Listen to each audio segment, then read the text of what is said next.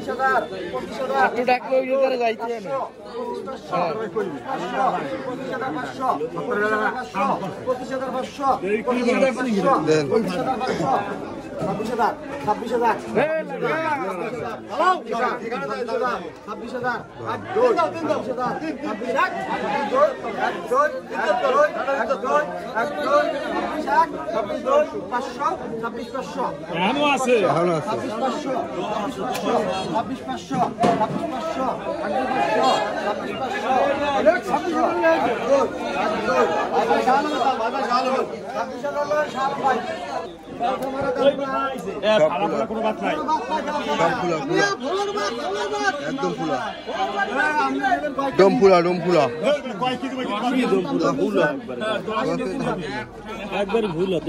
একবারে ফুলা 20